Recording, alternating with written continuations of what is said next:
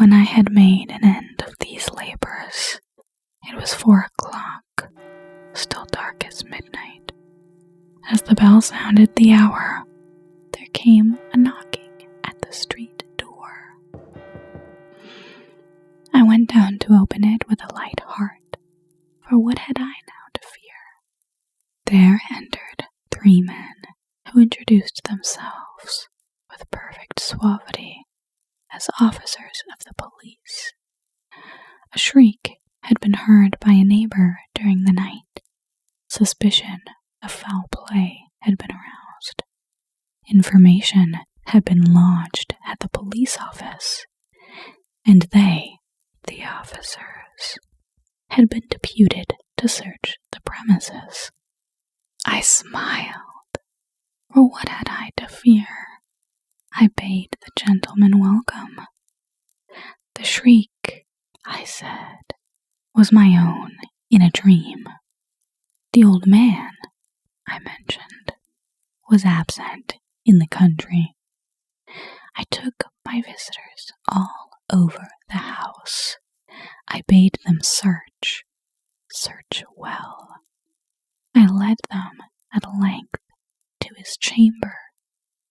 I showed them his treasures, secure, undisturbed. In the enthusiasm of my confidence, I brought chairs into the room and desired them here to rest from their fatigues, while I myself, in the wild audacity of my perfect triumph, placed my own seat upon the very spot beneath which reposed the corpse of the victim. Bedtime Stories ASMR presents The Telltale Heart by Edgar Allan Poe.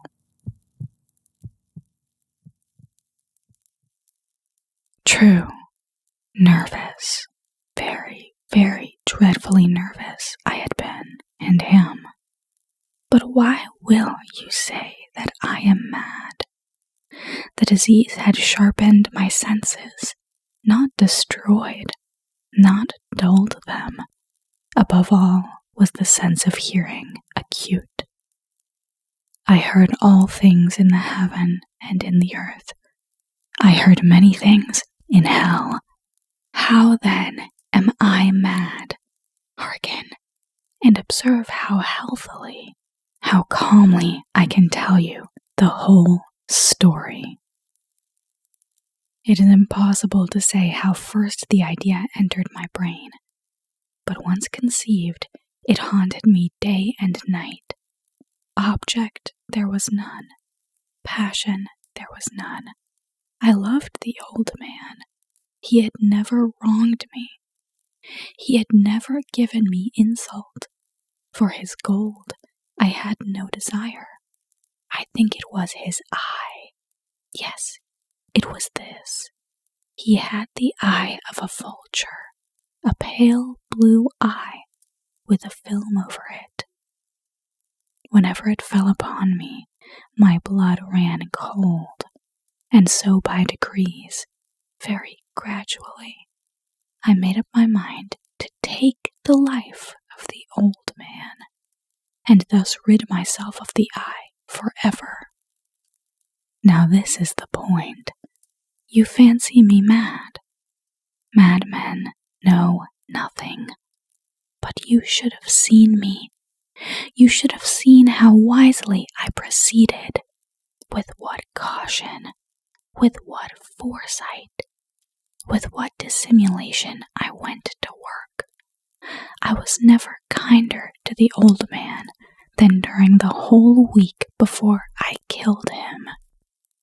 And every night, about midnight, I turned the latch of his door and opened it, oh so gently, and then, when I had made an opening sufficient for my head, I put in a dark lantern, all closed, so that no light shone out, and then I thrust in my head. Oh, you would have laughed to see how cunningly I thrust it in. I moved it slowly, very, very slowly, so that I might not disturb the old man's sleep. It took me an hour to place my whole head within the opening, so far that I could see him as he lay upon his bed. Ha! Would a madman have been so wise as this? And then, when my head was well in the room, I undid the lantern cautiously. Oh, so cautiously, for the hinges creaked. I undid it just so much that a single thin ray fell upon the vulture eye. And this I did for 7 long nights, every night just at midnight. But I found the eye always closed, and so it was impossible to do the work, for it was not the old man who vexed me, but his evil eye. And every morning, when the day broke, I went boldly into the chamber and spoke courageously to him, calling him by name in a hearty tone, and inquiring how he has passed the night. So you see, he would have been a very profound old man indeed, to suspect that every night, just at 12, I looked in upon him while he slept. Upon the 8th night, I was more than usually cautious in opening the door. A watch's minute hand moves more quickly than did mine. Never before that night had I felt the extent of my own powers, of my sagacity. I could scarcely contain my feelings of triumph. To think that there I was, opening the door little by little, and he not even to dream of my secret deeds or thoughts. I fairly chuckled at the idea, and perhaps he heard me, for he moved on the bed suddenly, as if startled. Now you may think that I drew back, but no. His room was as black as pitch with a thick darkness, for the shutters were close fastened through fear of robbers.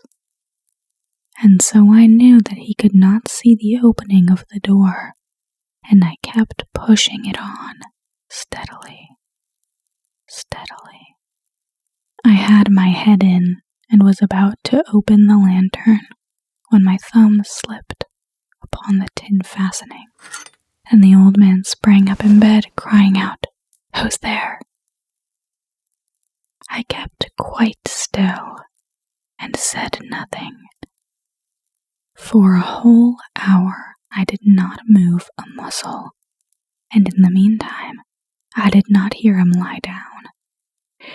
He was still sitting up in the bed, listening, just as I have done night after night, hearkening to the death watches in the wall. Presently I heard a slight groan, and I knew it was the groan of mortal terror. It was not a groan of pain or grief. Oh no! It was the low, stifled sound that arises from the bottom of the soul when overcharged with awe. I knew the sound well. Many a night, just at midnight, when all the world slept, it has welled up from my own bosom, deepening with its dreadful echo the terrors that distracted me. I see I knew it well. I knew what the old man felt, and pitied him, although I chuckled at heart. I knew that he had been lying awake ever since the first slight noise, when he had turned in the bed. His fears had been ever since growing upon him. He had been trying to fancy them causeless, but could not. He had been saying to himself, "It is nothing but the wind in the chimney. It is only a mouse crossing the floor," or "It is merely a cricket which has made a single chirp." Yes, he had been trying to comfort himself with these suppositions, but he had found all in vain. All in vain. Because death, in approaching him, had stalked with his black shadow before him and enveloped the victim. And it was the mournful influence of the unperceived shadow that caused him to feel, although he neither saw nor heard, to feel the presence of my head within the room. When I had waited a long time, very patiently, without hearing him lie down, I resolved to open a little, a very, very little crevice in the lantern. So I opened it. You cannot imagine how stealthily,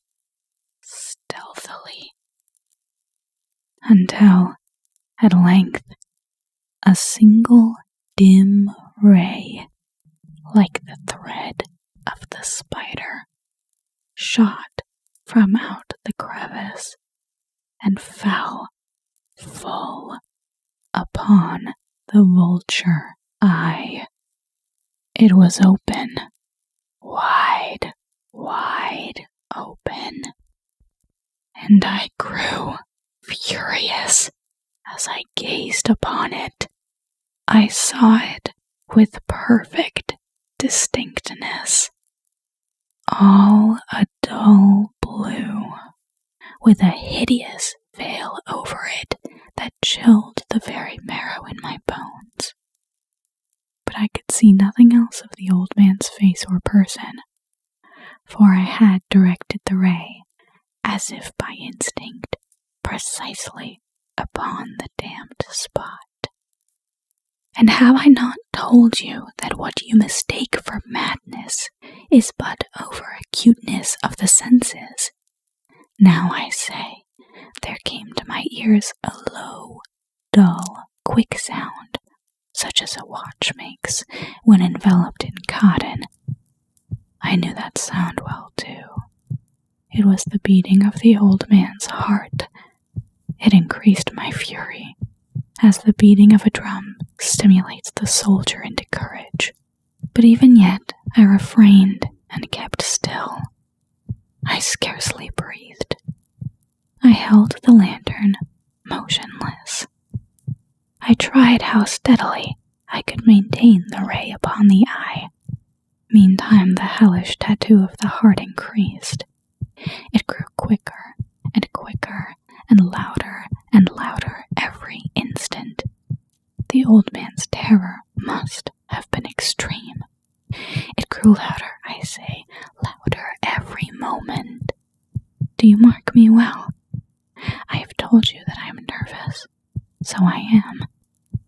And now, at the dead hour of the night, amid the dreadful silence of that old house, so strange a noise as this excited me to uncontrollable terror. Yet for some minutes longer I refrained and stood still. But the beating grew louder, louder. I thought the heart might burst. And now a new anxiety seized me. The sound would be heard by a neighbor. The old man's hour had come. With a loud yell, I threw open the lantern and leaped into the room. He shrieked once only. In an instant, I dragged him to the floor and pulled the heavy bed over him. I then smiled gaily to find the deed so far done. But for many minutes, the heart beat on with a muffled sound. This, however, did not vex me. It would not be heard through the wall. At length it ceased. The old man was dead. I removed the bed and examined the corpse. Yes, he was stone dead. I placed my hand upon the heart and held it there many minutes. There was no pulsation. He was stone dead. His eye would trouble me no more. If you still think me mad, you will think so no longer when I describe the wise precautions I took for the concealment of the body. The night waned, and I worked hastily, but in silence. First of all, I dismembered the corpse. I cut off the head, and the arms, and the legs. I then took up 3 planks from the flooring of the chamber, and deposited all between the scantlings.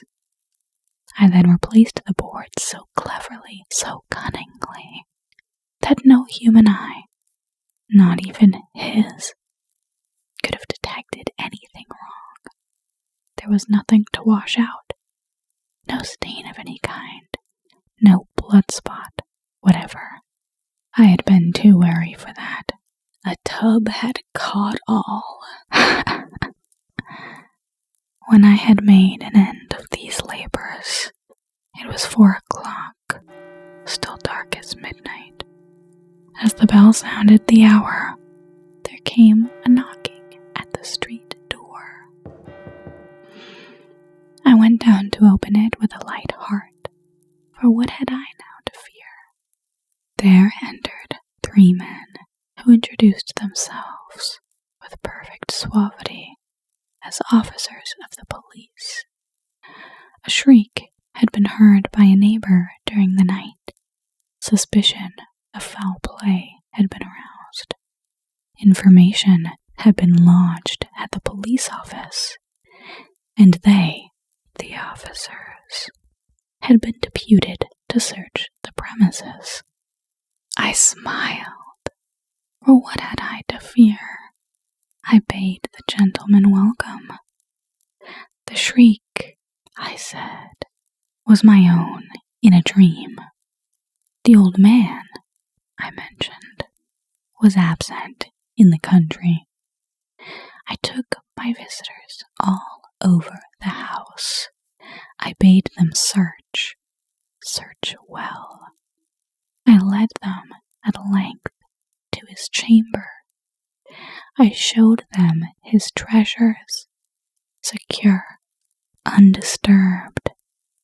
In the enthusiasm of my confidence, I brought chairs into the room and desired them here to rest from their fatigues, while I myself, in the wild audacity of my perfect triumph, placed my own seat upon the very spot beneath which reposed the corpse of the victim. The officers were satisfied. My manner had convinced them. I was singularly at ease. They sat, and while I answered cheerily, they chatted of familiar things. But ere long, I felt myself getting pale and wished them gone. My head ached, and I fancied a ringing in my ears. But still they sat and still chatted. The ringing became more distinct. It continued and became more distinct.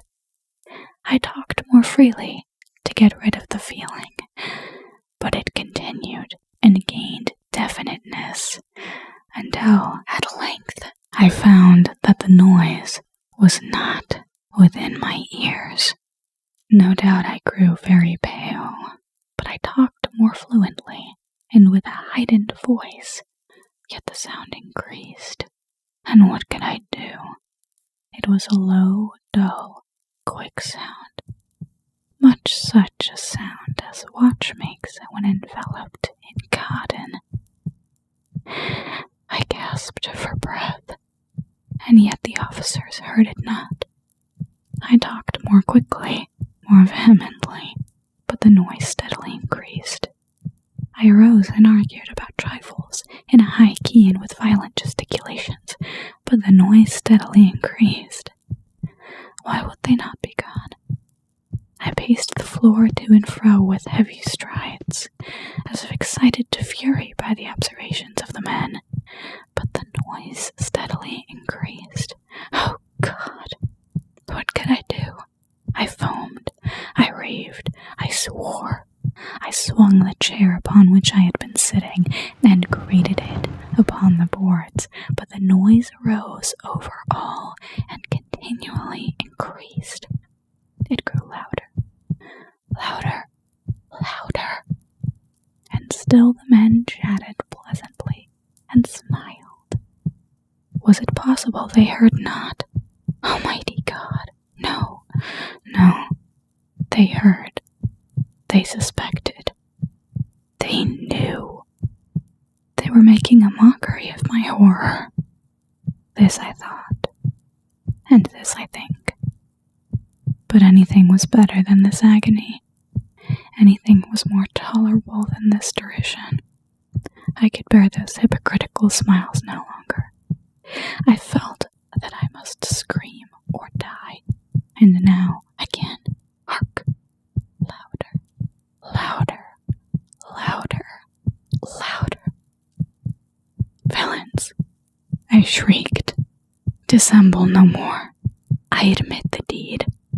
Tear up the planks. Here, here. It is the beating of his hideous heart.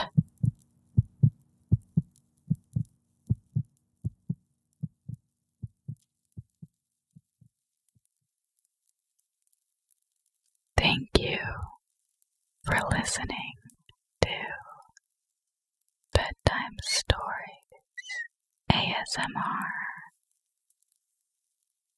If you liked this video, please like and subscribe and comment your favorite